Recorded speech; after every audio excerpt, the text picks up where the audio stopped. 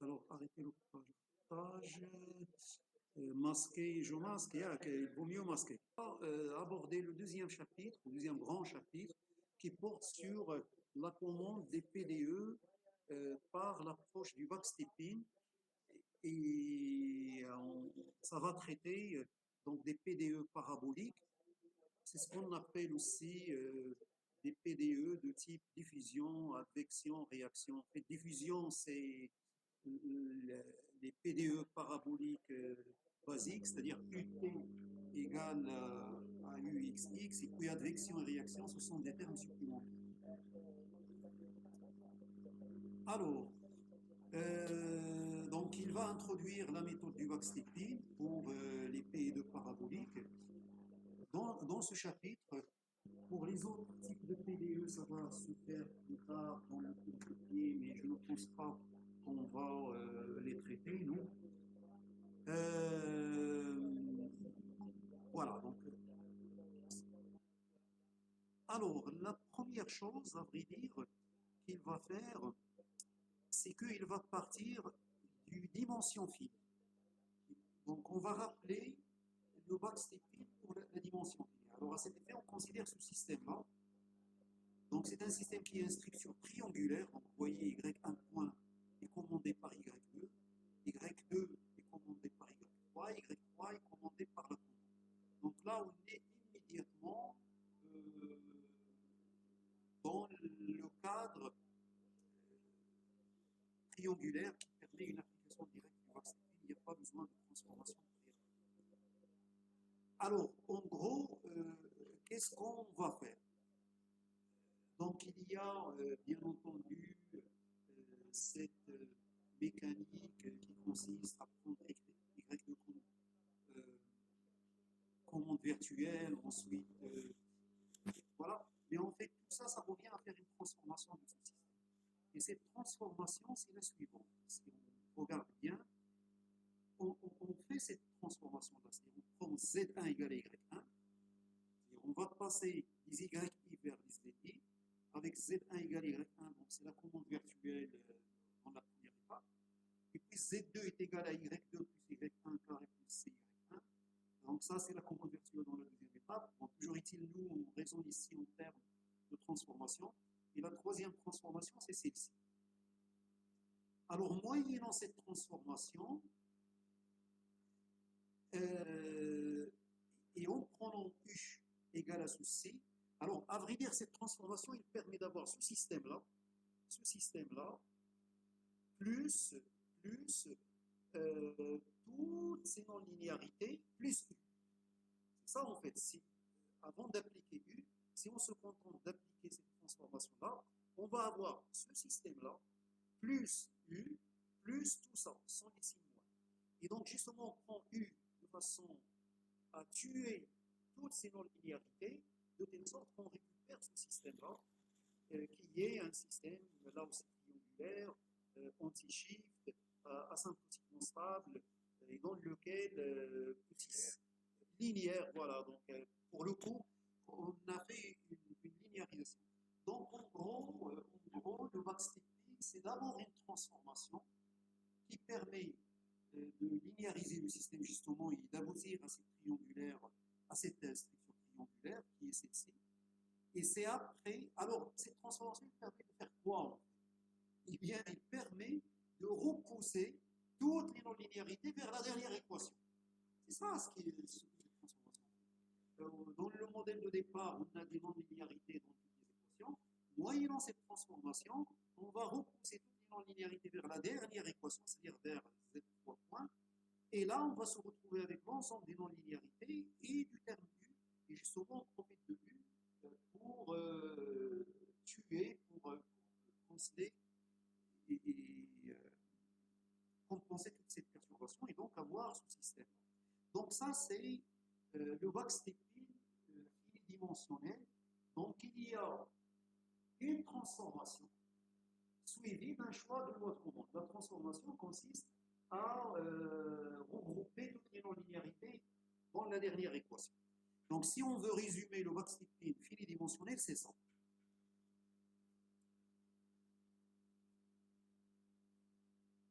Bon, la forme, le système en boucle fermée dans les coordonnées Z et les linéaires, tout ce qu'on veut. A est anti-shift, c'est-à-dire il a cette structure-là, il vérifie et la fonction de Lyapunov, la dérivée de la fonction de Lyapunov, tout ça vous le connaissez déjà, vous l'avez beaucoup pratiqué. Alors, si on regarde cette transformation de très près, on va se rendre compte qu'elle est de cette forme. C'est-à-dire Z est égal à un opérateur I moins K opérant sur le vecteur Y. Alors cet opérateur, il est non linéaire. En fait, il y a une partie linéaire, c'est la partie d'identité. On le voit hein, ici. Regardez, Z1 est égal à Y1 plus Z. Z2 est égal à Y2 plus une non-linéarité. Z3 est égal à Y3 plus une non-linéarité. Donc, cette transformation qui permet de passer de Y à Z, elle est de la forme I moins K, tout ça opérant sur Y, et K est un opérateur non linéaire. C'est un opérateur non linéaire. Cet opérateur, K de Y, est égal à 0. La deuxième composante, c'est celle-ci. La troisième composante, c'est celle-ci. Donc, cette transformation, il a cette structure-là. L'opérateur identité moins un opérateur non linéaire qui permet de déplacer, de tuer, ou en tout cas d'éliminer les non-linéarités depuis les premières équations et de les pousser vers la dernière. Alors, à partir de là, eh bien, M. Christie, il s'est inspiré pour fabriquer quelque chose qui s'adapte au PDE. Alors, ça lui a demandé 3 ans. C'est pas évident, donc autant vous dire que même si on fait semblant là de s'inspirer de ça pour fabriquer le reste, mais en fait c'est pas du tout évident. Parce que ce monsieur-là, qui lui-même à l'origine du vaccin multidimensionnel, il lui a fallu 3 ans pour trouver le wax stépile infinidimensionnel, la transformation. Deuxièmement, la transformation, il l'a faite dans un premier temps pour les PDE linéaires. Le non linéaire, il est arrivé après, et à vrai dire, c'est pas aussi simple. Bon, toujours est-il, lui, ce qu'il a dit. Il a dit cette transformation K de Y. Quand on la regarde ici, K de Y, c'est-à-dire K de Y1, Y2, Y3, est égal à 0. Ensuite, la deuxième composante, il dépend de Y1. Et la troisième composante, elle dépend de Y1, Y2. La quatrième, de Y1, Y2, Y3, et ainsi de suite. Donc, cette transformation-là, elle a une structure triangulaire. K de Y est un opérateur triangulaire. Qu'est-ce que ça veut dire triangulaire? Ça veut dire que si j'ai une infinité de composantes Y1, Y2, Y3, Y4, Y5 jusqu'à Y de l'infini, eh bien, la transformation, elle est telle que si je regarde la composante par exemple Z2, donc K de Y2, K de Y2 est égal à Y1, Y1. Il dépend que de Y1.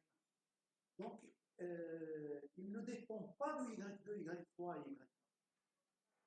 De la même manière, K de Y au niveau de la troisième composante, il dépend de Y1, Y2, mais pas de Y3 et Y4. Donc, il y a une sorte de causalité. C'est-à-dire comme si Y1, c'est la composante la plus proche dans le temps. Ensuite, on arrive à Y2. Ensuite, on arrive à Y3. Ensuite, à Y4. Donc, K de Y au niveau de la première composante, ben, c'est 0. Au niveau de la deuxième composante, ben, ça ne dépend que de Y1. Y2, Y3, etc., c'est encore loin dans le temps. D'accord? Quand on est à Y2, ce qui s'est passé avant, c'est Y1. Donc, il y a cette causalité-là. J'essaie de vous l'expliquer avec mes mots. Lui, il n'est pas ça comme ça. Mais cette explication a permis de comprendre la transformation infinidimensionnelle. Donc, lui, qu'est-ce qu'il a dit? Il a dit, ben, si c'est comme ça que ça se passe en dimension finie, en dimension infinie, K de U, donc maintenant c'est U, U de xt. U de xt, c'est l'état du système. Et cet état-là, U de xt, sachant que x il varie de façon continue de 0 à 1, ça veut dire que U de x, c'est un vecteur de dimension infinie. Puisque c'est U de x avec x allant de 0 jusqu'à 1 de façon continue. Donc, il y a un vecteur de dimension infinie.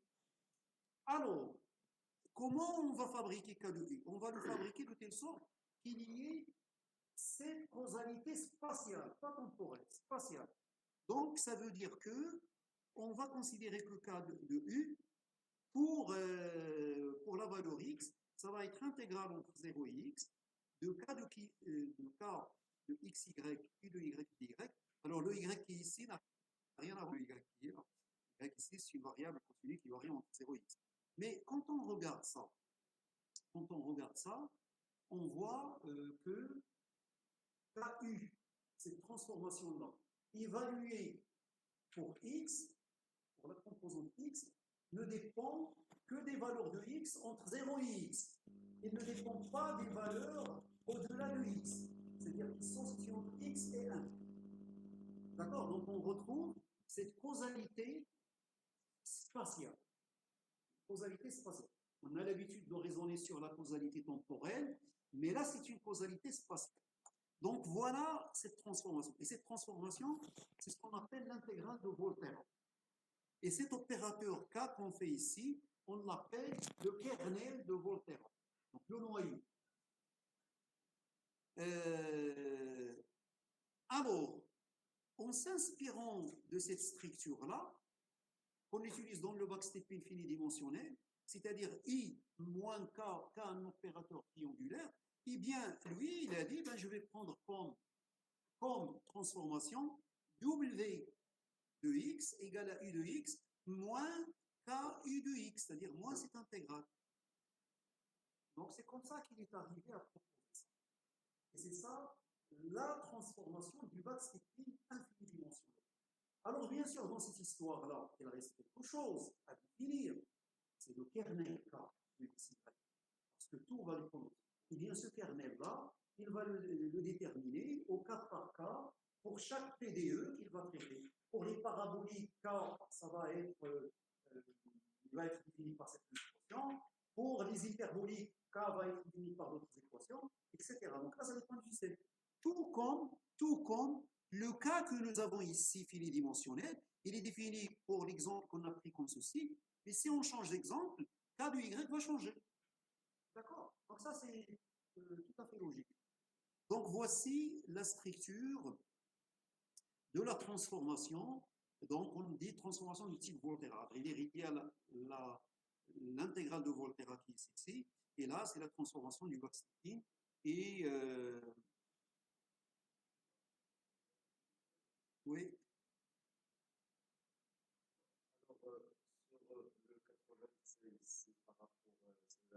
Alors ça, c'est le dimension finie, c'est ça.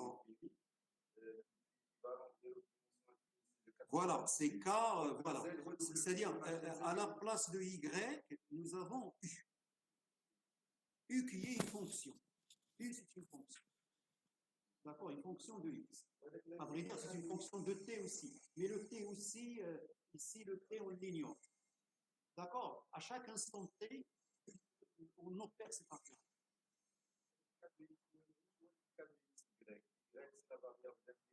Oui, ben ça c'est une fonction. Ça c'est ce qu'on appelle le noyau. C'est le noyau de l'intégrale de Volterra. Et c'est ce que j'ai dit. Donc c'est une fonction bidimensionnelle dont le choix va être fait de façon à ce que ces transformations-là 98 conduisent à un système target. Donc on va partir d'un système donné décrit par une PDE. On va illustrer tout ça.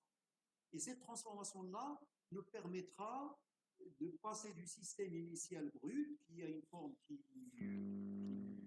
compliquée, on va dire, entre guillemets, vers une forme qui nous intéresse, qu'on appelle target system. Donc système cible. Et ce système cible, lui, il est exponentiellement stable, etc., etc. Et donc, le cas, on va le déterminer de façon à ce que ce passage-là puisse être réalisé. Alors, on va donner des exemples et vous allez voir que tout ça va devenir clair. Alors, si on revient au cas finidimensionnel, cette transformation-là qui permet de passer des YI vers, on peut peut-être fermer parce que de toute façon on a la clé. Il n'y a pas intérêt à maintenir la fenêtre. Voilà. Super.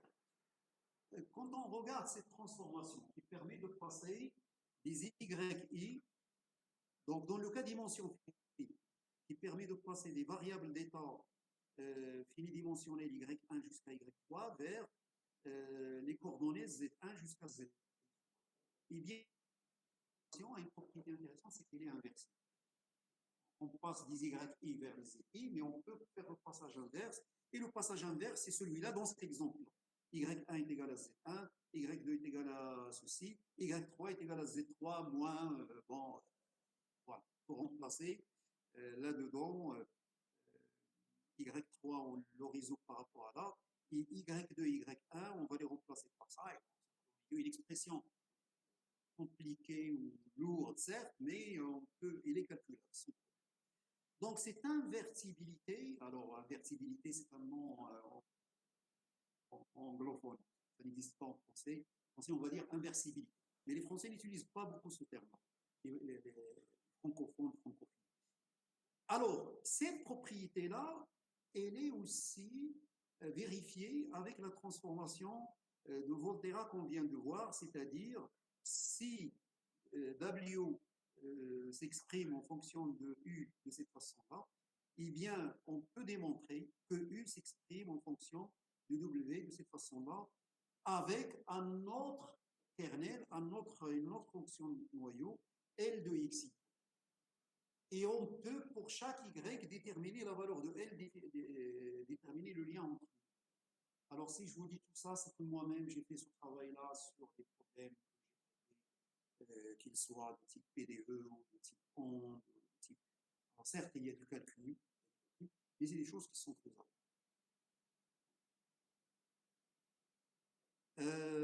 Alors l'autre truc, dans le cas dimension fine, après transformation du système et choix de la loi de commande, on l'a dit, on tombe sur ce système-là, autonome, linéaire, avec une matrice A qui est donnée par ceci. Et nous, ce qu'on va chercher, c'est qu'on va chercher à faire en sorte que une PDE parabolique, après la transformation, donc la PDE parabolique n'est pas donnée encore, mais après transformation, par cette transformation de type Volterra, on aimerait aboutir à ce système. C'est-à-dire que la variable W de X, en fait, c'est W de X et de T, de la même manière que U, c'est U de X et de T. Mais bon, quand T n'est pas important à le faire ressortir, on va le laisser tomber pour alléger les équations. Donc, on aimerait que, après la transformation de Volterra, opérer sur l'équation qui régit U, on aimerait tomber sur ce système-là, ce système avec des conditions au bord adéquates. On sait déjà maintenant qu'il est exponentiel. Alors, pour analyser ce système, on prend une fonction de Lyapunov de type norme euclidienne, la norme de, c'est-à-dire un demi de norme de z carré, dont la dérivée, c'est ceci, puisque A vérifie la propriété qu'on a vue tout à l'heure, A plus A transpose égale à moins C. Eh bien, dans le cas des PDE, si je prends cette fonction de Lyapunov, qui est la norme L2 du signal W de X, eh bien, sa dérivée, le long de cette trajectoire, nous permettra de donner ça. Bon, à vrai dire, cela suppose qu'on a des conditions au bord qui sont soit de type dérivé, W de 0 égale W de 1 égale 0, ou W indice de 0 égale à 0, et W de 1 est égal à 1. On va y arriver. Mais vous voyez là, il y a une similarité qui est en train d'être dressée entre le finidimensionnel et l'infinidimensionnel. C'est ça ce qui nous intéresse pour le moment. pour le moment. C'est d'établir ce parallèle entre les deux. Après, je ne suis pas en train de dire que c'est évident qu'à partir de la dimension finie, c'est évident de prendre cette transformation et que le reste va décoller. Non, c'est pas du tout évident. Lui-même, il m'a dit que ça lui a pris 3 ans pour trouver cette transformation. Dans les 3 ans, il faisait tout ça. Franchement, c'est vraiment... Mais c'est des gens qui ont une capacité de travail, des capacités intellectuelles extraordinaires. Alors, on va maintenant prendre un cas basique et on va le traiter par l'approche qu'on vient de voir. Alors, on va prendre un système de type donc, chaleur, type diffusion, plus un terme de réaction, ce terme-là. Hier, on a vu que ce système-là, ce terme-là de réaction peut déstabiliser ce système. Si lambda est supérieur à pi carré, cet équadif est instable. Cet équadif, cette équation dérivée par celle-ci. C'est E dp. Elle est instable. Donc ça, c'est la dynamique. L'équation au bord, c'est celle-ci. Et la commande, c'est celle-ci. Donc, grand U de T, c'est le signal de commande. Et c'est ce qu'on va chercher à déterminer dans un problème de commande, de façon à rendre le système. Donc, en gros, il s'agit de sélectionner l'action de commande de T, grand U de T, de façon à se débarrasser de ce terme. Alors là, on peut pousser la similarité entre dimension finie et dimension infinie en disant, eh bien, écoutez, là, c'est la condition au bord, au niveau de la mesure, elle est égale à 0 ici, donc à l'extrémité du système de propagation de chaleur. Là, c'est le début, c'est là où on applique la commande. Et ça, cette équation-là nous donne l'évolution de U entre les deux. Nous, qu'est-ce qu'on veut? On veut maintenir U à 0. Bon, c'est ça en tout cas ce qu'on cherche dans ce problème. On veut que U de xt soit égal à 0. Alors, le point le plus loin, ou la position la plus lointaine de la sortie, c'est U. Et c'est là où il y a la commande. D'accord? C'est là où il y a la commande. Donc, en quelque sorte, on a une structure triangulaire ici. Alors, donc voilà le problème. Donc, qu'est-ce qu'on va faire? On va d'abord transformer ce système-là à l'aide de la transformation qu'on vient de voir. On va donc appliquer cette transformation. On est d'accord? Alors, et cette transformation n'est pas encore parfaitement définie. Elle le sera une fois où on choisira petit k. Alors nous, on se fixe comme objectif de choisir le kernel K de xy de telle sorte qu'après transformation, W de x of xt puisse être régi par cette équation. Parce que ces 3 équations définissent un système exponentiellement stable. On l'a vu hier. Donc, si on arrive à trouver K et U, la commande grand U de T, de telle sorte que, après transformation du système en tombe sur ceci, on aura gagné. On aura W qui tend vers 0. Et si W tend vers 0, comme cette transformation est inversible, donc U va tendre vers 0, et c'est exactement ce qu'on veut, même si lambda est supérieur à pi carré, donc même si le système commandé est instable. On aura stabilisé notre système. Est-ce que c'est clair? Bien. Donc le problème, il est très simple. Est-ce que c'est clair pour vous qui êtes à distance? Bon, apparemment. Alors, soit. Est-ce que vous êtes toujours avec nous déjà? C'est clair. Oui, oui, c'est clair. Bien sûr. C'est clair, monsieur. Oui, c'est clair. C'est très bien, très bien. Bon, ben, c'est parfait. On commençait à s'inquiéter parce qu'on ne vous entendait plus. commencer à... Alors, bon, déjà, là, il y a une chose qui est très très simple, c'est le choix de la commande. On commence ici par le choix de la commande. Pourquoi? On aimerait que W de 1 soit égal à 0. W est défini par l'équation qui est là. Des fois, Oui, on n'arrive oui. pas à voir la présentation. On a perdu la projection. Ah, d'accord. On Donc, n'arrive ça pas veut à dire voir que la Si. Si Fouad, كاينه لا Ah, بريزونطاسيون. il faut partager. لا سي ديجا في سي فؤاد. كاينه لا بريزونطاسيون ربما المشكل عنده هو. On va retourner là. Ah, il est partagé. Hein. Vous êtes... سي فؤاد. C'est bon pour le moment, c'est bon, c'est bon. C'est bon. Très bien. Super. Magnifique.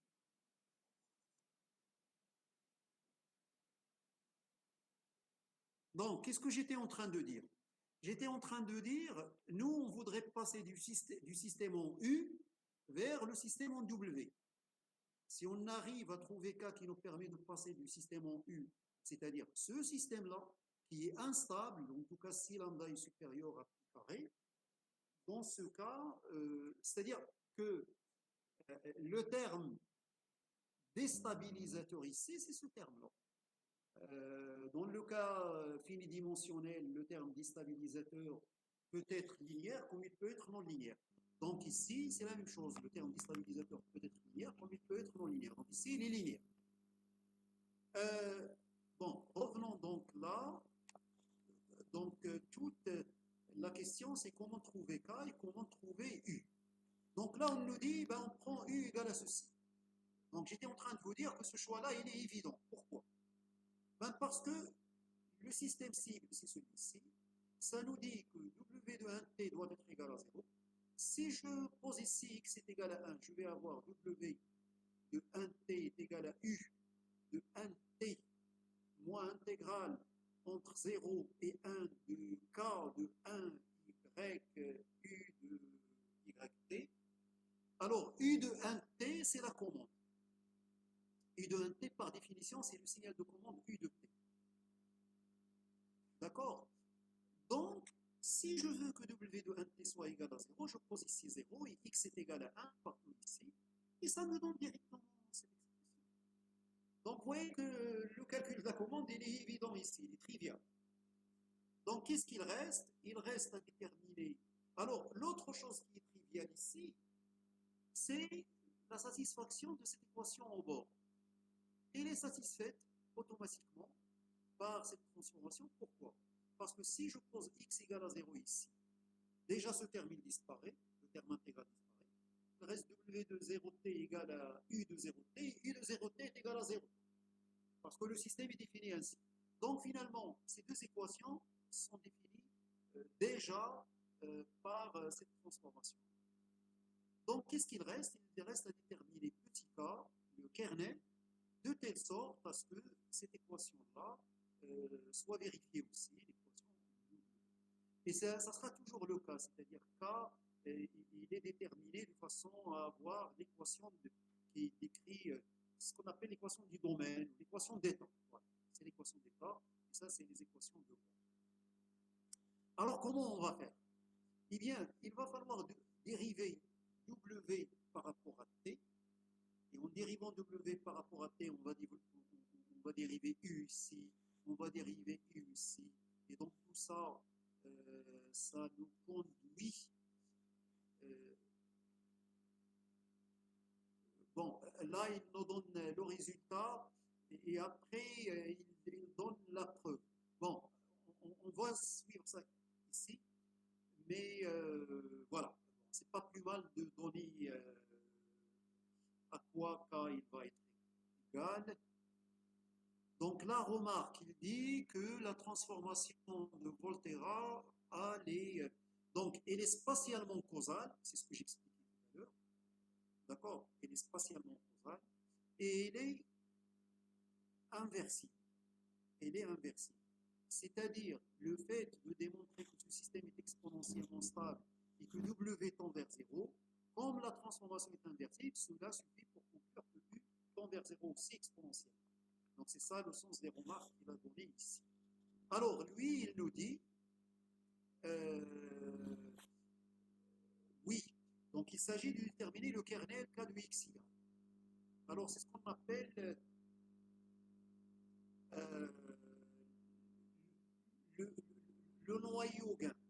C'est-à-dire c'est un gain en fait, puisqu'il intervient dans l'équation de la loi de Courant. Donc c'est un gain du régulateur, mais c'est un gain qui est en même temps le noyau de la transformation de. En tout cas, lui, il l'appelle gain kernel, mais à vrai dire, on l'appelle kernel.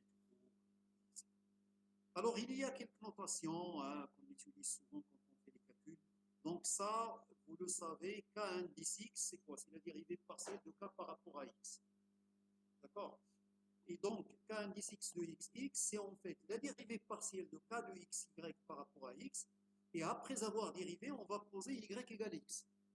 Donc, ça, c'est pas à confondre avec ça. Là, c'est la dérivée totale de X, de K de XX par rapport à X, alors que là et là, ce sont les dérivées partielles de K par rapport à la première composante ou par rapport à la deuxième composante. Donc, d'abord, on fait la dérivée partielle, et si on a besoin d'avoir Y égale à X, à ce moment-là, une fois on a dérivé, on pose Y égale à X. Alors que là, ce n'est pas un déron. Là, c'est une dérivée totale. La dérivée totale, elle s'écrit comme ça. Voilà. C'est la somme des deux dérivées partielles. Voilà, donc ça, c'est des choses. Alors, la troisième chose qui est très importante, dont on a besoin quand on fait, pour faire les calculs dont on a besoin, c'est la règle d'intégration, de dérivation de Leibniz, on appelle la règle de Leibniz tout simplement. Et donc, ça nous dit que la dérivée par rapport à x d'une intégrale de ce type-là, donc on remarque qu'il y a x ici, il y a x ici. Si on n'avait pas x ici, la dérivée de ça, c'est quoi? Eh bien, ça serait f de x. Si on avait f de y, on aurait f de x. Mais là, on a x ici, on a x ici. Donc, voilà, la dérivée, ça nous donne ces deux choses-là. Donc ça, c'est la dérivée par rapport à ce x-là. Et ça, c'est la dérivée par rapport à ce x-là. Alors, ce sont ces règles-là dont on a besoin. Alors maintenant, on y va. Qu'est-ce qu'on a dit? On voudrait avoir Wt est égal à Wxx, sachant que W lui-même est défini comme ceci. Et U lui-même, il est régi par une équation parabolique. Donc, qu'est-ce qu'on va faire? On va dériver W deux fois par rapport à X. Ensuite, on va dériver W une fois par rapport à T, à chaque fois en utilisant les équations qui régissent U, et on va poser Wt égale à Wx, et là, ça va nous donner une équation en K, l'équation qui régit K. Alors, il y a pas mal de calculs, donc c'est des calculs, voilà, donc la dérivée de W par rapport à X, c'est ça. Ensuite, si je dérive ça, de nouveau, j'obtiens ça. Alors, pour obtenir tout ça, on utilise les règles dont on vient de parler. La règle de Leibniz, c'est des conventions, donc vous voyez ici, pas indice x de x, on en a parlé, etc. Donc ça, c'est W indice x. C'est une question de calcul, donc ça, si on veut vraiment comprendre, il faut que chacun prenne un crayon et une feuille et essaye de faire la chose lui-même. Ensuite, la dérivée de W par rapport à T, donc c'est ça, on dérive par rapport à T, tout ce qui est dérivable par rapport à T. Alors, vous voyez là, pour le coup, pour simplifier, parce que les expressions sont plus lourdes, il a laissé tomber le temps. Mais le temps, il est dans W, il est dans U. Donc là, W indice T de X, ça peut paraître bizarre, parce que W ne dépend pas de T. Enfin, on ne voit pas que ça dépend de T. Donc, toujours ici, on dérive par rapport à T. La dérivée de U par rapport à T, c'est ça. Et là, la dérivée de T de Y par rapport à U, c'est ça. Et donc, voilà. On va tomber sur des choses, par exemple, l'intégrale de K fois U, Y. Qu'est-ce qu'on va faire? On va utiliser une intégration par partie deux fois. D'accord? Et ainsi de suite, jusqu'à tomber sur ça. Et après, qu'est-ce qu'on fait? Eh bien, on pose Wt est égal à Wxx, on vient de trouver là. Donc, Donc il y a des termes qui se simplifient et il y a des termes qui ne vont pas se simplifier. Les termes qui ne vont pas se simplifier sont ces termes-là. Eh bien, il faudrait que cette somme-là soit égale à 0. Alors, quand on regarde ça, on se dit, ben, U, il est quelconque ici. U, ça peut être n'importe quelle fonction. C'est-à-dire qu'il suffit de changer les conditions au bord, les conditions initiales. Et U va changer. Donc, il faut que cette équation-là soit vérifiée qu'il faut soit U. Donc, ça veut dire qu'il faut que ce terme-là soit nul, ce terme en K soit nul, et ce terme-là en K aussi, cette parenthèse-là soit nulle. Donc, ça nous donne 3 équations. Ça nous donne cette équation-là. Celle-ci, c'est une équation au bord, et celle-ci, c'est une équation qui n'est pas une équation au bord. Alors, on réécrit les choses un peu différemment. Cette équation-là, on va l'écrire sous cette forme. Et là, imaginons un petit instant, par exemple, que x soit le temps. En fait, ici, x c'est l'espace, y c'est l'espace. Ce sont deux variables spatiales.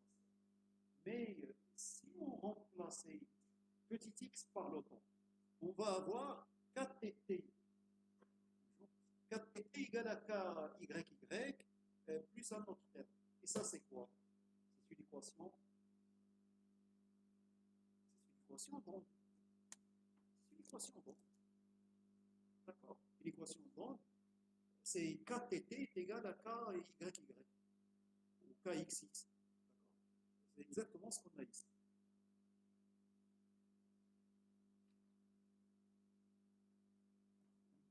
Alors ensuite, ça va rester.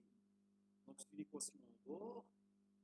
Et ça, j'intègre. Donc là, ça nous donne la dérivée de kxx par rapport à x égale à moins lambda sur 2. J'intègre. Et ça nous donne ça. Voici donc les équations qui définissent K. Alors, ces équations-là donc, sont de type hyperbolique. Donc, c'est une équation d'onde avec un terme complémentaire qui est le terme lambda.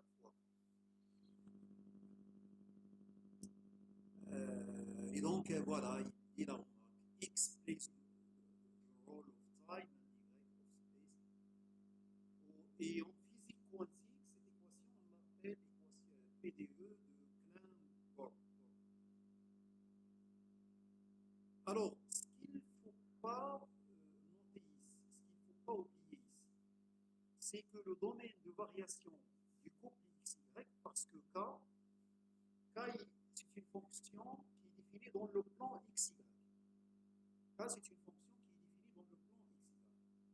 Mais pas partout dans le plan. Puisqu'on a X qui varie entre 0 et 1, et on a Y qui est inférieur ou égal à X. Donc ça veut dire que cette fonction K est définie dans ce triangle. Ça, une chose qui est évidente, qui est simple. Mais il faut l'avoir en tête.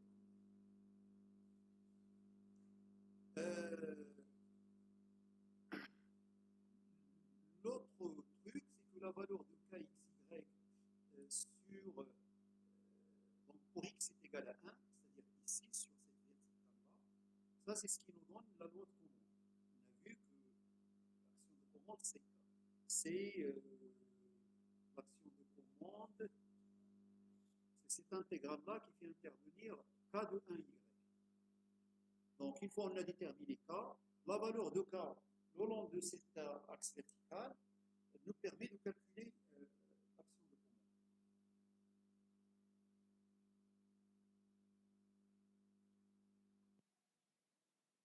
Alors, maintenant, lui, il va... donc, c'est ça le travail aussi qu'il a fait, c'est-à-dire qu'il ne s'est pas arrêté là, il s'est beaucoup intéressé à ces équations-là qui définissent ce système d'équations, et il va essayer d'identifier la solution. Il va essayer d'exprimer K de XY en fonction K de XY et K de 1Y, parce que c'est ça ce qui nous intéresse au premier abord. Il va essayer d'exprimer en fonction d'autres fonctions connues. C'est ça ce qu'il va. Alors à cet effet, donc il va faire tout un raisonnement. Alors, je ne pense pas qu'il faille aller dans le détail de tout ça. Ce qui nous intéresse, c'est surtout le résultat. Donc, lui, ce qu'il démontre, il démontre que,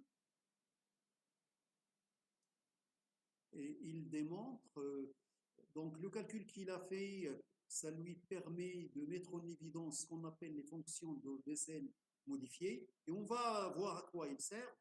Donc cette parenthèse, elle est intéressante, enfin ce sous-paragraphe, il est intéressant, parce qu'il revient sur les fonctions de Bessel modifiées, donc qui sont notées I indice N. Donc ils disent que c'est la solution de cet équadif, et la solution de cet équadif, eh bien, son expression s'exprime sous forme d'une série, voilà, et ça a un certain nombre de propriétés, donc cette fonction in de x, ça a un certain nombre de propriétés. Alors tout ça c'est intéressant, sa dérivée est donnée par ces expressions, et là ces fonctions asymptotiques. Donc au voisinage de 0, in de x est équivalent à ce polynôme, au voisinage de x égale à l'infini, in de x c'est une exponentielle divisée par racine de x. Voilà, donc il a mis en évidence, c'est pas qu'il l'a mis en évidence, il est tombé dans son analyse de la solution qui permet d'exprimer le noyau k de x, y sur ces fonctions de Bessel modifiées, et après il va parler des fonctions de Bessel tout court. Donc ces fonctions de Bessel IN, on va les trouver dans tous les livres de maths et de maths appliquées. Prenez n'importe quel livre de maths appliquées ou mathématiques pour la physique ou quelque chose comme ça, n'importe quel livre, ou en tout cas n'importe quel livre de maths appliquées, vous allez trouver un chapitre sur les fonctions de Bessel. D'accord? Et il y a des livres intitulés Fonctions spéciales. Il y a des traités comme ça, des traités de 500 pages, etc. Moi, j'ai la copie de certains qui sont intitulés Fonctions spéciales, qui parlent des fonctions de Bessel, fonctions gamma, fonctions, toutes les fonctions particulières sur lesquelles on tombe en physique et en mathématiques. Voilà. S'il y a un modulé en fréquence, c'est ça. Décomposition des lots, pour identifier voilà. la mesure des règles. Exactement. Donc voilà, c'est quelque chose qui est très utile. Alors là, vous avez leur représentation graphique. Donc la fonction I0, c'est celle-ci, et 1, I2, I3. Donc on voit que c'est des fonctions qui divergent. Ce pas des fonctions bornées. On a vu que le voisinage de x égale à l'infini, I indice n de x évolue comme exponentielle de x sur racine de x, donc c'est quelque chose qui diverge. Bon, toujours est-il, voilà, on voit un peu ce que c'est, ce à quoi ça correspond. Donc ça, c'est les fonctions de Bessel modifiées. Alors pourquoi? Pour nous, ils sont intéressantes parce que la solution, le kernel, pour l'équation parabolique de type diffusion-réaction, elle s'exprime comme ceci. C'est moins ky, I1 de racine carrée de lambda x carré moins y carré sur racine de lambda x carré moins y carré. D'accord? Donc, c'est en cela que pour nous, elles sont intéressantes. Mais les II sont les fonctions de Bessel modifiées. Les fonctions de Bessel tout court, on va les rencontrer après. Alors ensuite, le gain K1 de Y, donc c'est le gain qui intervient dans l'expression de la loi de commande. Eh bien, c'est K1 de Y, lui, il a tracé l'allure. Donc, pour différentes valeurs de lambda, il a tracé ce gain. Et donc, on voit qu'à mesure que lambda est grand, eh bien, cette fonction-là, elle prend de l'ampleur. C'est-à-dire, il y a besoin de plus d'activité de commande. Et quand lambda diminue, ben, l'activité de commande est plus modérée. Et si je prends lambda inférieur à 2, c'est-à-dire le système stable, on va avoir une courbe K1 de Y très peut-être, enfin, très proche de 0. Et ouais, ça dépend après de la vitesse avec laquelle, remarque que ici la vitesse il est fixée, c'est la même. Vt égale Wx, donc c'est la même vitesse. Donc c'est ce qu'il dit ici, as lambda gets larger, the plant becomes more unstable, which require more control effort. Voilà. Alors, maintenant, qu'est-ce qu'on a fait? On a réglé le problème dans les coordonnées W. Donc là, on a démontré qu'avec le cas, enfin W, il tend vers 0. Et on a trouvé une loi de commande. Maintenant, il faudrait qu'on revienne à U et qu'on démontre que U tend vers 0. Donc à cet effet, qu'est-ce qu'on va faire? Eh bien, on va se servir de la transformation inverse. On sait qu'elle est de cette forme. Pour un certain N, un autre kernel. Alors, on peut démontrer aussi que la relation entre L et K, c'est celle-ci. Et ça, c'est quelque chose qu'on peut démontrer facilement. Avec un crayon, etc. On remplace U par cette expression dans l'expression de tout à l'heure qui permet de passer de W à U. Et on cherche à avoir W égale W, et donc on annule le reste. Donc ça nous donne cette valeur-là, de L, avec... Ah ben voilà, il a donné la preuve, lui, de toute façon. C'est pas la peine d'aller dans le détail. Moi, je l'ai lu une fois, j'ai compris. Donc, après, on passe à autre chose. Donc voilà, on a déterminé K, on va chercher L. Ça permet de passer du W. Alors, pourquoi on va chercher L? La loi de commande, on l'a déjà déterminée. La loi de commande, on l'a déjà déterminée. On n'a pas besoin de déterminer L pour la loi de commande. On a besoin de déterminer L juste pour vérifier, voilà, que la transformation est inversible et que L est bornée et que si W tend vers 0, alors U tend vers 0 aussi, exponentiel. C'est ça. Mais sinon, le problème de commande lui-même, il est résolu. Enfin, en tout cas, celui qui pensait à déterminer la loi de commande, il est résolu. Le kernel a été défini par une vidéo. Une fois qu'il a été établi par une vidéo, la résolution d'IL avec la vidéo pour trouver l'expression théorique d'IL. Oui, oui. Techniquement, le cas d'une implémentation. Est-ce qu'on ne peut pas s'arrêter là de la détermination de la P2? Le système, le régulateur, où est-ce qu'il résolve la P2 directement? Et dans l'absolu, c'est possible, sauf que ici, K ne dépend que de X et de Y, ne dépend pas du temps. Et donc, comme il dépend que de X et de Y, ça veut dire que c'est quelque chose qu'on peut déterminer a priori.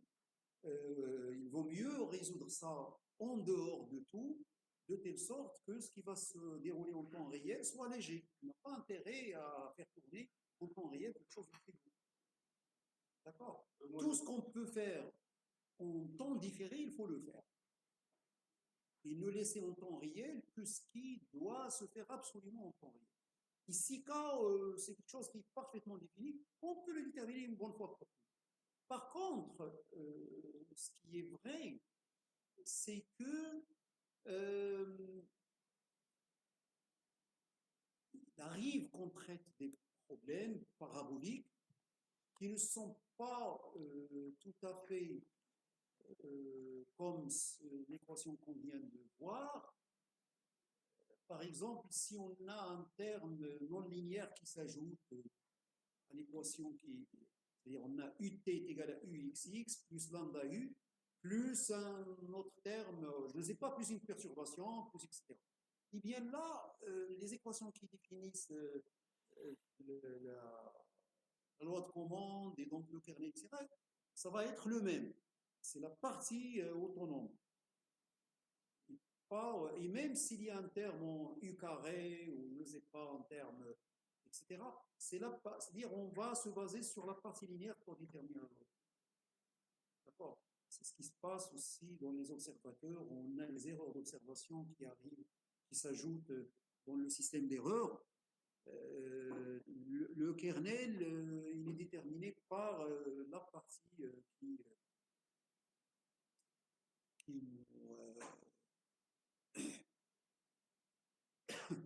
Donc voilà, bon, après pour le calcul de L, voilà, il y a un peu de calcul. Donc moi-même, je l'ai fait quelques fois dans ma vie sur des exemples que j'ai rencontrés. Donc autant vous dire que c'est quelque chose de faisable. Et donc on trouve ces équations-là pour L. Donc il y a une équation de type hyperbolique, pour ne pas dire onde, parce que l'équation d'onde, ça veut dire qu'il y a le temps. On va dire de type hyperbolique. Ça ressemble pas mal à l'autre, mais c'est pas tout à fait. Et donc la comparaison, c'est celle-ci. Donc L de xy lambda, c'est moins k de xy moins lambda. D'accord? Et par conséquent, la solution en termes de L, c'est celle-ci.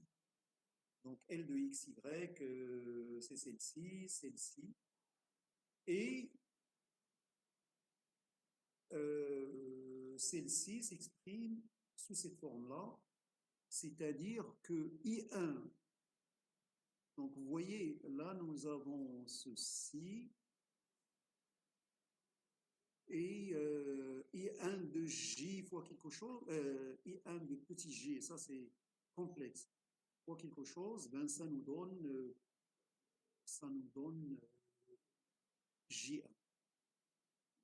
D'accord? Donc toujours est-il que L de xy, il s'exprime en fonction de J1, et J1, c'est la fonction de Bessel d'indice 1. Et on a la relation justement, on va la voir tout de suite. Alors Jn, on peut dire aussi, c'est la solution de cette équation différentielle avec n un indice ici. La solution, c'est une série. Et nous avons cette relation-là entre les fonctions de Bessel modifiées et les fonctions de Bessel.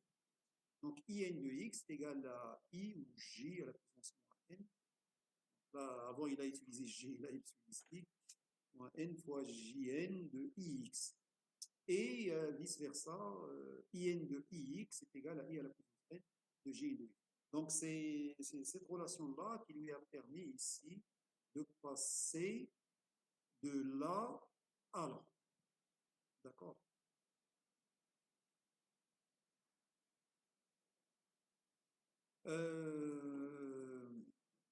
Alors c'est pareil, les fonctions de Bessel, ils ont certaines propriétés qui sont citées ici. Et ces propriétés, ils peuvent s'avérer intéressantes. Moi-même, je les ai étudiées dans certains problèmes. Et dans les livres consacrés aux fonctions spéciales, on trouve plein d'autres propriétés que celles-ci pour les fonctions de Bessel, les fonctions de Bessel modifiées. Et un papier.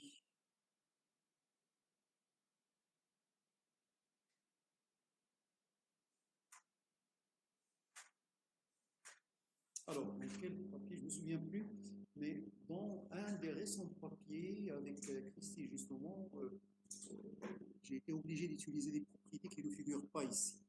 Bon, toujours est-il que, la fonction de Bessel J, elle est bornée, donc elle aussi, mais elle est bornée. Contrairement aux fonctions de Bessel,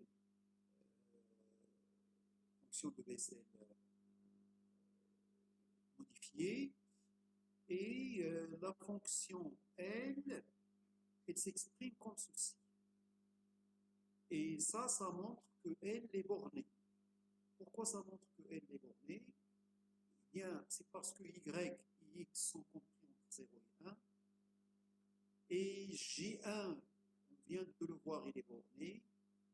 Alors là, on a J1 de ceci divisé par la même chose. Alors là, on a en principe une propriété qui nous dit, voilà, au voisinage de 0, Gn de x est égal à x à la puissance 1. Donc là, nous, on a besoin de J1 de x.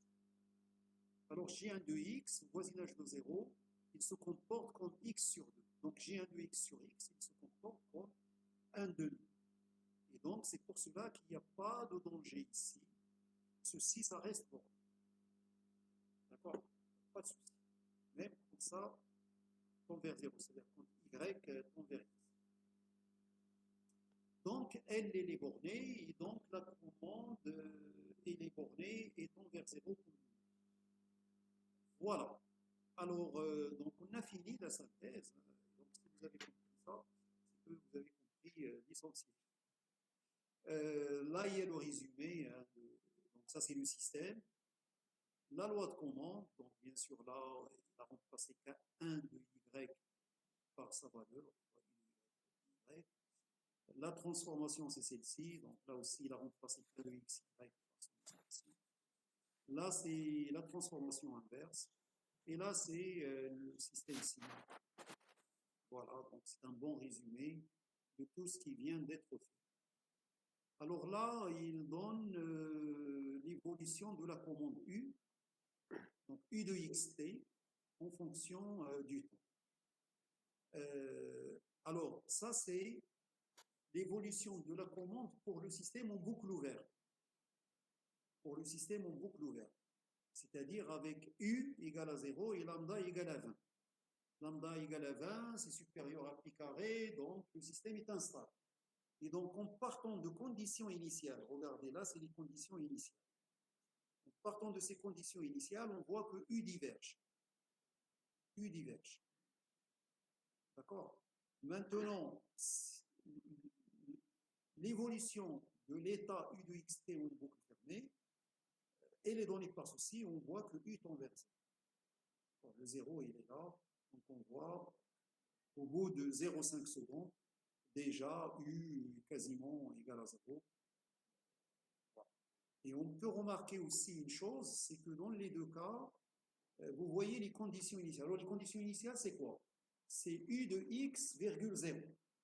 C'est la valeur de U pour t égale à 0. Eh bien, en t égale à 0, on voit que la condition initiale est discontinue.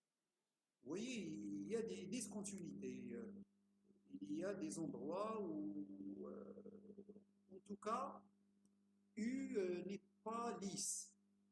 Peut-être qu'il est dérivable, mais sa dérivée n'est plus dérivable. Donc U appartient à C de 0, mais pas à C.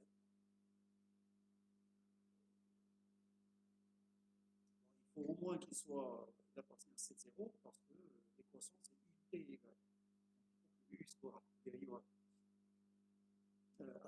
initialement. Et là, c'est l'évolution de U de 1, déterminée par le régulateur. Donc on voit qu'au début, il y a une activité de commande, et après, la commande U tend vers 0, parce que l'état U, de façon générale, tend vers 0. Donc voilà, je ne pense pas qu'il y ait d'autre chose à dire par rapport à ce problème. Alors maintenant, on peut prendre un problème qui lui ressemble, mais qui est en même temps très différent. Il suffit de jouer sur les conditions au bord. Donc tout à l'heure, on avait des conditions de bord de type Dirichlet. Là, c'est des conditions au bord de type Newman. Donc ça, c'est toujours la loi de commande. Et là, c'est la condition au bord. Donc ici, on a U indice X de 0 est égal à 0. Donc, ça veut dire que le flux de chaleur à la sortie, c'est un flux de chaleur qui sort avec une dérivée égale à 0. D'accord? Ça sort et ça arrive là. C'est comme si on avait un écoulement qui arrive là et qui arrive avec une pente égale à 0. D'accord? Sorte de courbe. Alors, qu'est-ce qu'on va faire? Choisis la transformation Volterra qui va nous permettre de transformer ce système-là. On choisit une transformation de Volterra et une loi de commande de telle sorte que le système dont les coordonnées V s'écrivent comme ceci. Donc, vous voyez, dans cette équation-là, c'est la même que celle-ci, mais il n'y a pas le terme déstabilisant. Celle-ci, qui ressemble à celle-ci. Et celle-ci, ben, c'est celle-ci, mais sans U. D'accord? Ça, c'est un système qui est exponentiellement stable. On l'a vu hier. Et la fonction de Lyapunov, pour le démontrer, c'est la même. Que ce soit pour Dirichlet boundary conditions ou pour Newman boundary conditions. C'est la même fonction de Lyapunov. Donc, toujours est-il que ça, c'est le système cible. Et donc, il s'agit de faire quoi? Il s'agit de déterminer K et de déterminer la loi de commande, de telle sorte que l'application de cette transformation de la loi de commande, ça nous donne X. Alors, ce qu'on peut dire déjà,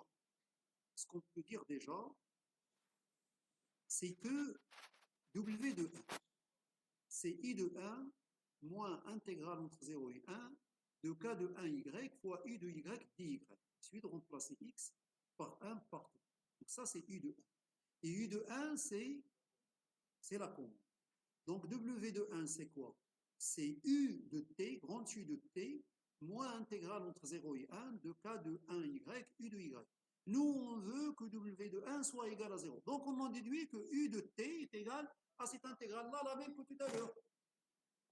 D'accord? Donc, vous voyez, le calcul de la loi de commande, il est très simple dans les deux cas. Il est très simple. Parce qu'on part, en fait, de systèmes relativement simples. سي Alors فؤاد après, bien sûr, les choses. Oui. غير اون بتيت كيستيون دابا لحد الان هادشي اللي قلتي زعما ان تري غون انفستيسمون في لا ماتير غريز حقا بوغ ايتيديي سو جونغ دو سيستيم ديال لي زو دي بي. انا غير عندي اون بتيت كيستيون سي ليا هذاك لو يو دابا لو يو سا سي ليطا حنا كنكومونديو ديريكتومون ليطا دابا في لا بوزيسيون 1 ياك. دابا الا كان هو Oui, براسو سي اون سورسي ديال انو دي او، oui, بمعنى عندي هنا ان كوبلاج، بمعنى انا جو كوموند با oui, oui. يعني سي كوم سي Je لا اون comprends. نيغليج لا ديناميك ديال واحد لو سيستيم اللي هو جينيرالمون كيفا كوموندي هذاك لونطري. Oui, tu as parfaitement raison. C'est-à-dire, cette variable U de xt, elle peut très bien être, c'est pas quelle est la sortie. Ce qui peut être la sortie, c'est U de 1t. Oui, C'est-à-dire, cette commande-là, grand U de I, grand U de T, ce signal-là peut être la sortie d'une ODE, oui, c'est-à-dire d'un système finidimensionnel. En quelque sorte, ce que tu veux dire, c'est-à-dire on peut avoir une cascade ODE suivie d'une PDE. D'accord? oui, oui, exactement. C'est-à-dire, dans ce cas-là, tu as un système dynamique finidimensionnel à la sortie duquel tu as un capteur, par exemple, et ce capteur, il est connecté à une ligne, et cette ligne il transmet la mesure, et la lecture de la mesure se fait au bout du réseau de communication. D'accord? Oui, Donc, avec le réseau de communication, il est modélisé par la PDE. On est d'accord? oui, Donc, dans ce cas, la PDE, on dit que ça modélise le capteur, en gros. D'accord? Et d'ailleurs, on parle dans ce cas-là de. On parle de sensor PDI, la PDE externe. Toujours est-il qu'il y a effectivement, ça arrive, cette situation-là, qu'on ait un système finidimensionnel. C'est ça qui la dynamique du système, il est fini. Mais il y a une dimension infinie qui est introduite par le système de captage, on va dire, captage et communication de la mesure. Ça introduit une dimension infinie. Et donc, le système global, c'est une cascade ODE-PDE. Une ODE suivie d'une PDE. L'ODE, il est commandé par sa commande, qui est un entrée de l'ODE. Et la sortie de l'ODE, c'est justement le signal grand U de T, et ce signal, il sert à commander la PDE qui modélise le système de mesure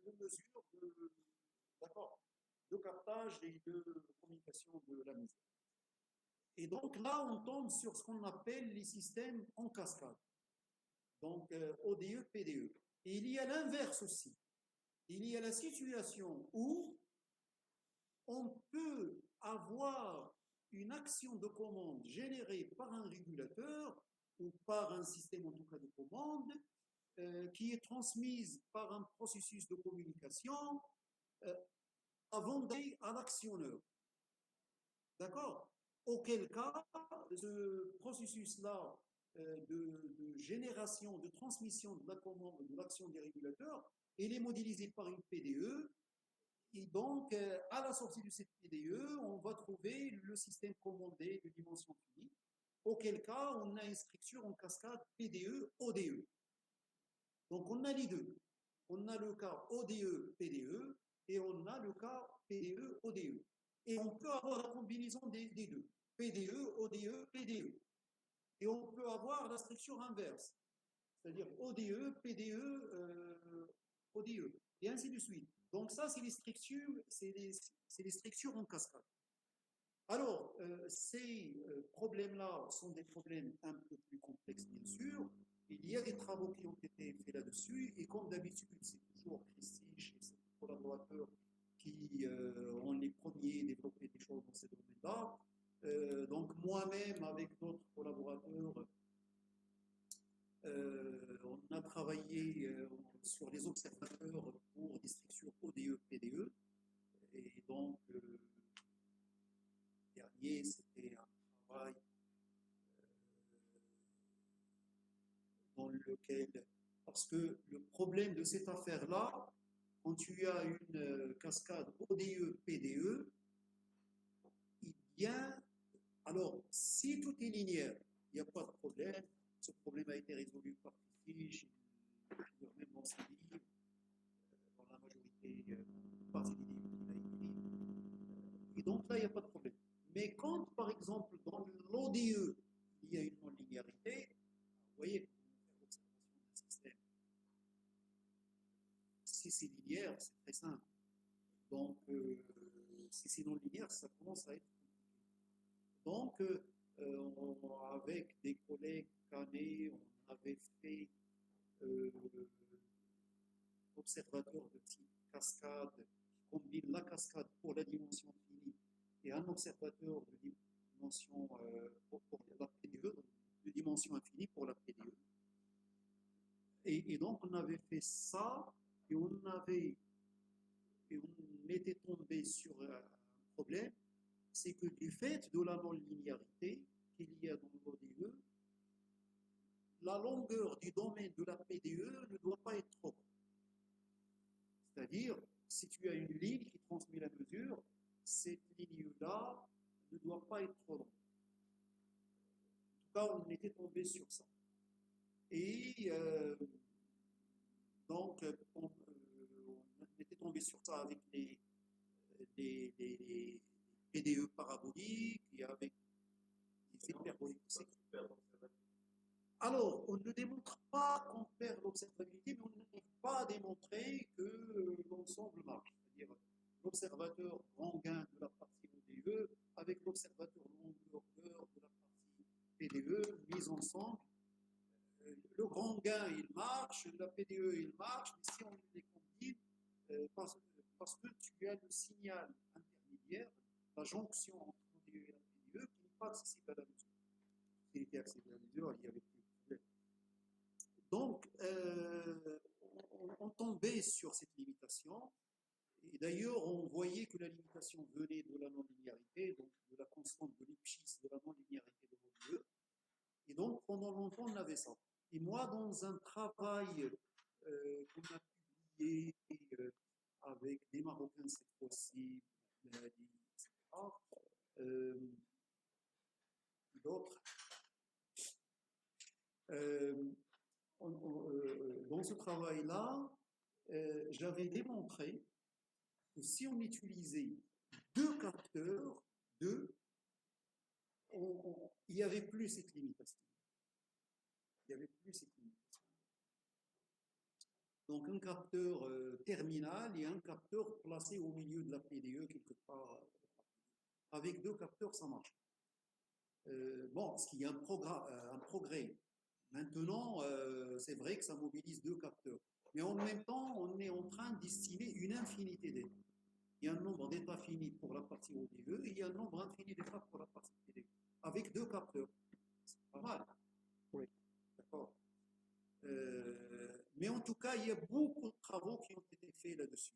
Est-ce que c'est clair, Serachid? Oui, c'est clair. Merci. Oui. Mais c'est des problèmes. Alors, on utilise aussi des transformations, et c'est des transformations qui sont un peu différentes. Ce n'est pas du type Voltaire. C'est des transformations différentes. Maintenant, tu me dis, si tu veux, je peux t'envoyer. D'ailleurs, attends, dans ce polycopier, il traite le cas d'une cascade ODE vers la fin. c'est traité dans ce. Donc là, je peux rester sur la version en ligne. Mais si vous regardez le PDE, à un certain moment, il aborde la cascade. Mais dans le cas linéaire. Dans le cas linéaire. Oui. Les deux sont linéaires. MODE et la PDE. Oui. Toujours par rapport au système, on a démarré, point de départ bien au 160. Oui. Oui. L'exemple qu'on a traité, c'était un scalaire. C'est un scalaire, oui. Est-ce que le même résultat peut être Dans le cas d'un vecteur. C'est-à-dire que tu as deux équations. Oui. Alors, oui et non. C'est ça, vectoriel. Oui, vectoriel. Alors, il y a des choses qui ne marchent pas. C'est-à-dire, par cette approche-là, à un certain moment, il y a un blocage. Mais par d'autres approches, parce que, bon, c'est la remarque que je voulais faire, mais à la fin, c'est-à-dire là, on est en train de baser notre discussion sur l'approche par Bastet. C'est une approche que tout le monde ici connaît, l'a pratiquée, etc. Donc voilà. Et je vais vous dire aussi d'autres avantages de cette approche. Alors il y a des gens qui n'ont pas utilisé cette approche, qui viennent et qui choisissent une commande qui n'est pas de type intégral. Là, c'est une commande de type intégral. Je trouve que u de 1 t est égal à intégral entre 0 et 1 de k de 1y, y. Donc c'est une commande par retour détail. Il y en a qui utilisent d'autres, qui vont boucler sur la sortie. Voilà. Et dans ces cas-là, c'est très simple. Ils ont l'extension au cas vectoriel, ça serait très simplement. Avec là, l'approche du Bastet, parce que déjà, vous voyez, ces fonctions de Bessel, etc., sont monodimensionnelles. Il y a un blocage à un certain moment. Il y a aussi une autre question qui se pose, c'est-à-dire tout ce qu'on traite ici, c'est ce qu'on appelle le cas 1D, one dimension. C'est-à-dire U est une fonction de x et x c'est un scalaire. Maintenant, x peut être un vecteur. C'est-à-dire que tu as un problème de chaleur, tu as par exemple cette plaque, une plaque, comme celle-ci qu'on va voir, et tu as une source de chaleur qui arrive au coin, par exemple une bougie qui chauffe le coin là de la table, et la chaleur qui se propage le long de la table, selon deux dimensions. Donc dans ce cas, x devient un vecteur. Alors, là aussi, il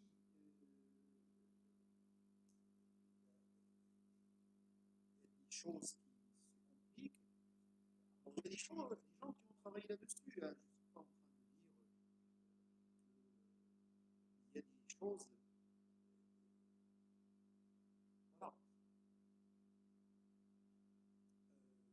Mais bon, déjà dans le cas 1D et dans le cas U scalaire, il y a tellement de problèmes posés que les gens, voilà.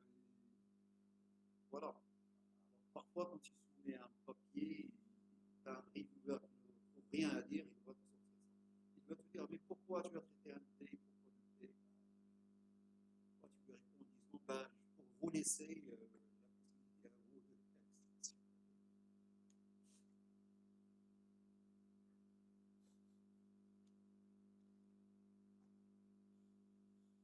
Alors, donc, si on part de là-dessus, donc là, il y a la condition de loi.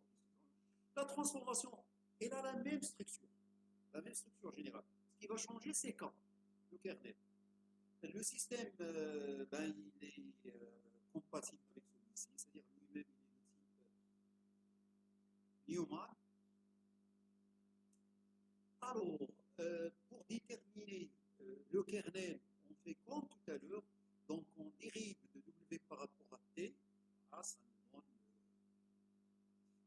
l'expression. On dérive par rapport à X deux fois. Là, il n'a pas donné les. Et on calcule la différence WT moins WX et on va chercher à annuler ça. Alors, qu'est-ce qu'on va faire? Tout ce qui dépend de U, tous les termes qui sont multipliés par U, on va les annuler. Donc, ce terme-là, ce crochet doit être nul.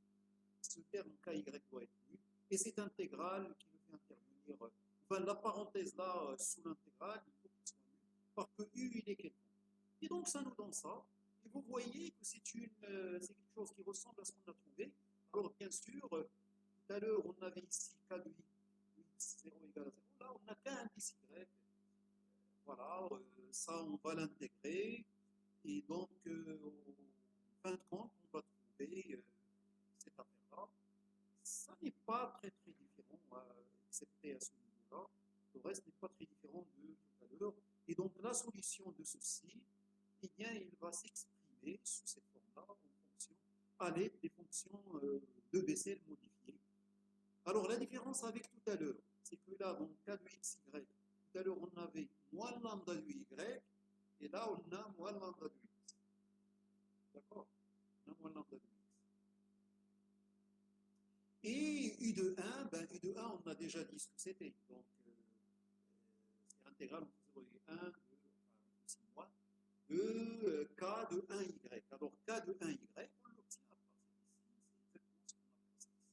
Voilà, donc on a la transformation, on a eu. Et vous voyez que ça va vite. Hein, c'est pas quelque chose qui est vraiment très, très compliqué. Alors, on peut aussi considérer des conditions en bord de type Dirichlet, mais c'est au niveau de l'actuation, c'est-à-dire de l'action, de l'actionneur, qu'on a un actionneur de type Newman. C'est-à-dire que là, on commande le système, ce qu'on commande, c'est pas U, mais c'est la dérivée de U. Donc, c'est le flux. Donc, si U de xt représente une température, la dérivée de la température, c'est le flux de chaleur. Donc là, on commande le flux de chaleur à l'entrée. Et le reste, ben, ma foi, le reste, c'est pareil, on prend exactement la même fonction de Lyapunov, la même transformation de Volterra. Voilà. Et on va chercher. Alors, bien sûr, la loi de commande, cette fois-ci, la différence, c'est que l'équation cible, le système cible, c'est celui-ci. Ah oui, ça doit être compatible avec ça. Donc là, on prend cette équation-là sans le terme stabilisateur. Ensuite, celle-là, on la garde. Et là, en régulation, si tout se passe bien, U va s'annuler. Donc, ça aboutit à ça. Alors, pour trouver la loi de commande, qu'est-ce qu'on fait? Je dérive WO, c'est-à-dire l'équation de Volterra, la transformation de Volterra. Si je dérive par rapport à W, ça nous donne ça. La règle de Leibniz, qu'on a vu tout à l'heure, donc ça nous donne ça. Et là-dedans, qu'est-ce qu'on fait? Je calcule Wx de 1, c'est Ux de 1, donc c'est U de T, moins K de 1, U de 1, moins intégrale entre 0 et 1 de Kx de 1Y, U de Y, dy. Et comme je veux que Wx de 1 soit égal à 0, donc tout ça est égal à 0, donc ça nous donne ça. Ça nous donne cette expression-là. Alors bien sûr, pour le coup, ça n'est plus un régulateur statique. D'accord? Ça n'est plus un régulateur statique. Bon, je vous laisse lire la suite, donc je n'ai pas prévu de présenter ça, donc vous voyez, je n'ai rien surligné. Après, vous pouvez avoir une équation qui n'est pas seulement de type diffusion-réaction, mais diffusion, réaction et advection. D'accord? Et là, on a un coefficient epsilon, on va retrouver. Alors là, il y a des transformations préalables. Si je prends V de x et je le définis comme ceci, on peut démontrer que ce système-là s'écrit en termes de V sous cette forme, c'est-à-dire sous forme de l'équation de type réaction, la diffusion-réaction. Donc le terme d'advection, on peut le supprimer, le contourner moyennant ce changement de variable. Donc voilà, et, alors des fois, on n'a pas seulement, on n'a pas que ça, on a aussi, on peut avoir un terme intégral en U. On peut avoir un terme intégral en U.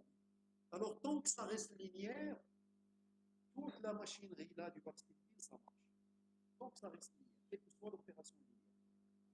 D'accord? Que ça soit dérivation de U, intégrale de U, ça va, ça marche.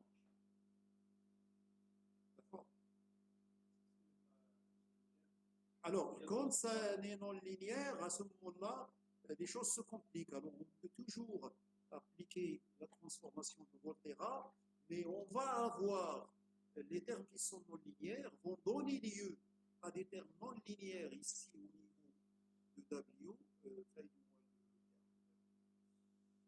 Donc ça, on va avoir ici un terme qui va être défini à partir du terme non linéaire d'origine via la transformation de Volterra. D'accord? On va voir cette relation-là entre le terme qui va émerger ici, qui va dépendre de la non-linéarité via la transformation de Volterra. Donc, voilà, il faut faire avec, il faut calculer la loi de Coulomb de façon à tuer le terme.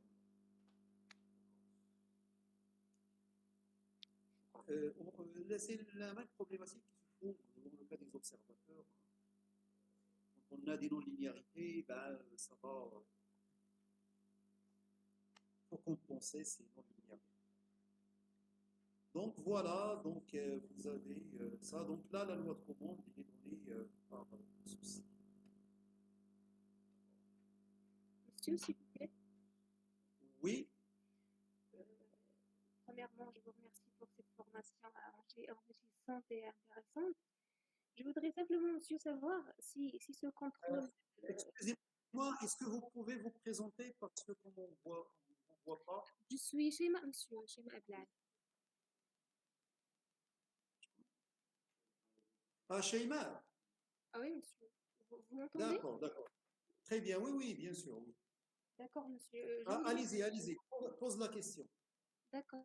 Je voudrais simplement, monsieur, savoir si ce contrôle dans le cas non linéaire en se basant sur la transformation de Volterra, détournement et le gain de Carmel, comme vous avez expliqué tout à l'heure, monsieur, est-ce que logique de contrôle valide est applicable dans le cas des systèmes à dimension infinie, y compris les systèmes rotaires?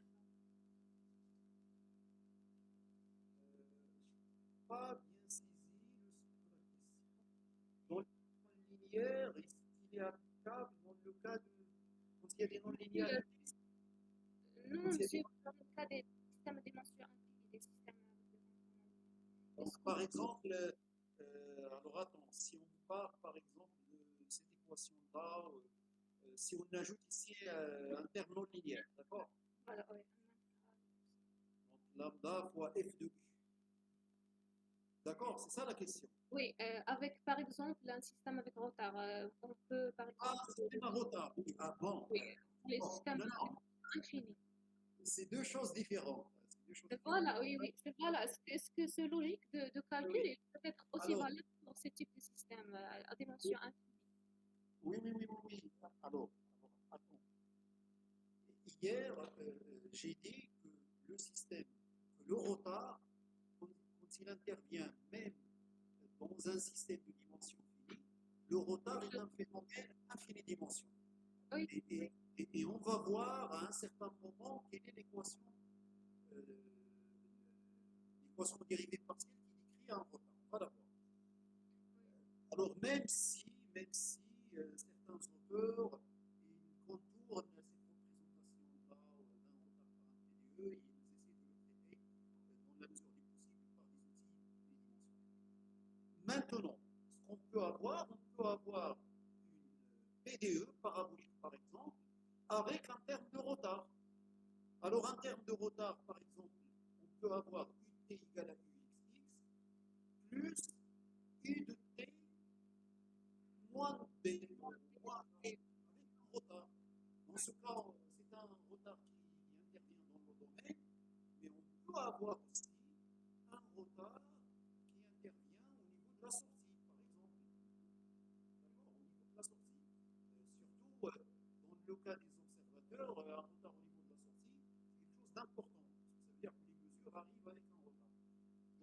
voilà, on peut avoir le retard qui intervient, on peut avoir une non-linéarité qui intervient, on peut avoir les deux qui interviennent, mais bon, plus vous en rajoutez, plus c'est plus compliqué, hein, ça c'est clair. Mais ce que je peux vous dire déjà, c'est que, je l'ai dit déjà hier, c'est que le retard lui-même, même sur des systèmes linéaires, alors, dans le cas de dimension finie, c'est vrai que énormément de travaux ont été faits sur des systèmes finidimensionnels, mais non linéaires et avec retard. D'accord? Et à ce moment-là, alors pendant 10 ans, pendant 10 ans, il y avait beaucoup de travaux sur le retard. Donc, qu'est-ce qu'on fait? Ben, on fabrique des observateurs ou des régulateurs, et comme il y a du retard, donc ça veut dire qu'à un certain moment, dans le régulateur ou dans l'observateur, il faut un prédicteur pour compenser du retard. L'effet du retard, oui, effectivement. D'accord? Alors, ce prédicteur, on le détermine à partir de l'équation du système, ça veut dire que l'équation du système doit être parfaitement connue, etc., etc. Alors, parfois, on n'utilise pas de prédicteur. Donc, parfois, on utilise le gel, c'est-à-dire on gèle les mesures. Non, dans le cas du retard, oui, ben, ça veut dire qu'il faut on utilise la dernière donnée, c'est-à-dire la mesure qui arrive, elle est retardée. En fait, le problème, il se pose de façon différente selon que le retard intervient dans l'équation d'état ou dans l'équation de sortie. C'est deux problèmes très différents. Dans les problèmes de commande, la présence du retard dans l'équation d'état, ça complique la chose parce que un retard dans l'équation d'état, c'est une source d'instabilité. Un retard dans l'équation d'état est une source d'instabilité. Une équation d'état peut être stable, et si tu introduis un retard, ça peut être Instable. Dans le cas des observateurs, c'est le retard au niveau de la sortie qui crée des problèmes. Tu peux avoir un système observable sans retard, tu ajoutes un retard et le système perd son observabilité. D'accord? Et donc, voilà. Mais ce que je peux te dire, c'est que il y a énormément de travaux qui ont été faits sur les systèmes finidimensionnels à retard. Ensuite, depuis peu, sur les systèmes infinidimensionnels avec retard, mais généralement linéaires.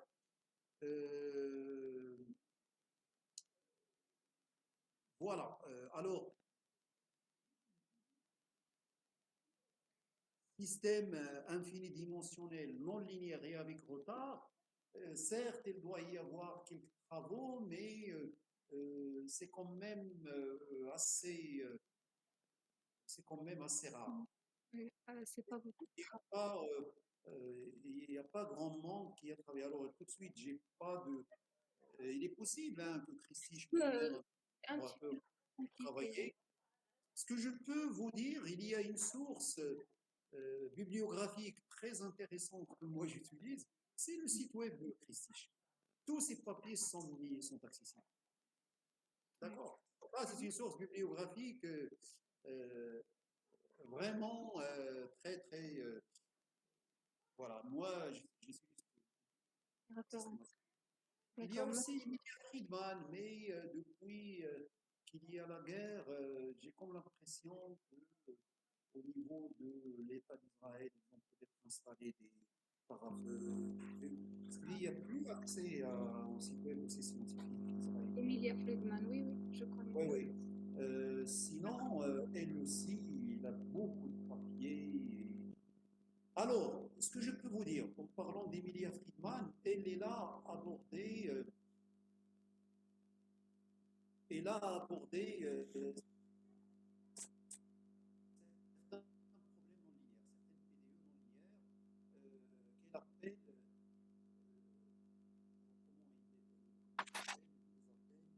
semi-linéaires, je crois, ils appellent.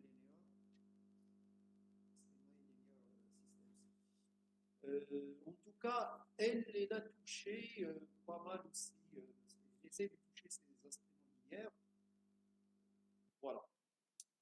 Mais si vous regardez les travaux de Christy, vu le nombre de collaborateurs qu'il a à travers le monde, donc ses collaborateurs, ça va dans tous les sens. Et donc, vous pouvez tomber sur des travaux là-dessus. D'accord, merci beaucoup, monsieur. Là, vous posez des questions très compliquées, hein. Vous allez au non-liquaire, au retard, aux cascades. On n'a pas fini de parler des choses basiques.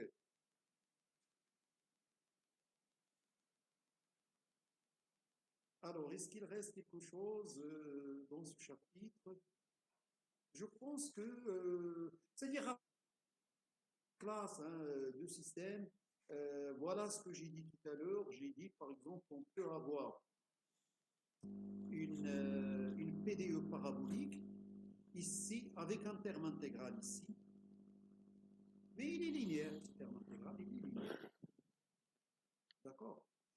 Il est linéaire, il est causal, spatialement causal. Et puis, on a un terme ici, donc en U de 0, et ça, c'est ce qu'on appelle local terms. Donc, un terme local, c'est-à-dire, et ça crée des problèmes, ça. D'accord? Ça, c'est plus compliqué que si on avait U, tout court, U de xt. Là, c'est U de 0t. D'accord? Donc, ça, lui, il explique que c'est des choses qui sont posées dans les roquettes. Ah ouais, il le dit ici, vous voyez. Dans les roquettes à propulsion solide. Voilà, donc dans la suite du chapitre, il y a énormément de cas particuliers, etc. Pour certains, donc là, il ne donne pas la solution, mais il dit que c'est traité dans ce chapitre, dans ce papier. Voilà, donc on ne peut pas tout traiter. Non, il donne quand même la solution, il m'a rappelé. Voilà, il donne l'équation de K, et ça dépend de F, bien entendu. Et le cas où F égale à 0, ben, il tombe sur ça, donc ça s'écrit comme ceci, etc. Ben, voilà, donc ça. Mais il y a tellement d'exemples qu'on ne peut pas tous les faire forcément. On en a tellement. Et il aurait fallu un cours de 30 heures pour traiter tout ça en détail. Et d'ailleurs, ces choses-là, le contenu qui est dans ce copier, lui, il le traite avec un peu plus de détail dans au moins 2 ou 3 livres. Moi, j'ai au moins 2 ou 3 livres à lui dans lesquels il traite des aspects différents. Alors, comparison with ODE backstepping. Bon, après, il y a, vous voyez, il essaie de faire le parallèle, etc. Je vous laisse le soin de lire ses commentaires, qui peuvent être intéressants. Bon. Alors, voilà, donc il essaie de. Mais c'est pas pour ça que ça viendrait à l'esprit de penser à cette. Alors après, vous avez des exercices. Donc vous avez ça, mais ça, on l'a déjà fait. On n'a pas traité ça avec une actuation. Ah oui, et là, traité, c'est-à-dire que là, ce qu'il y a, tout à l'heure, ce qu'il avait traité, ce qu'on avait vu, c'était une condition au bord de type Dirichlet et un actionneur de type Neumann. Là, les deux sont de type Neumann. Les deux sont de type Neumann. Donc, voilà. Et donc, il nous dit, ben, le système cible, ça va être ce système. Prenez ce système, ça vous donne le système cible. Voilà.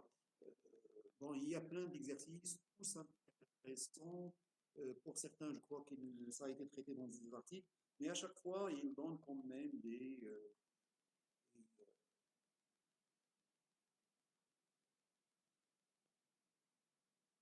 voilà, donc ce que je voulais vous dire par rapport à la commande. Et donc, demain, on parlera des observateurs et on parlera du retard. Le retard, on va s'arrêter quelques minutes. Donc, le but, ben, c'est de vous faire une introduction, vous donner quelques clés, quelques idées maîtresses pour vous aider à aborder ça. Parce que, voilà, pour maîtriser ces aspects, comme n'importe quels autres aspects, ben,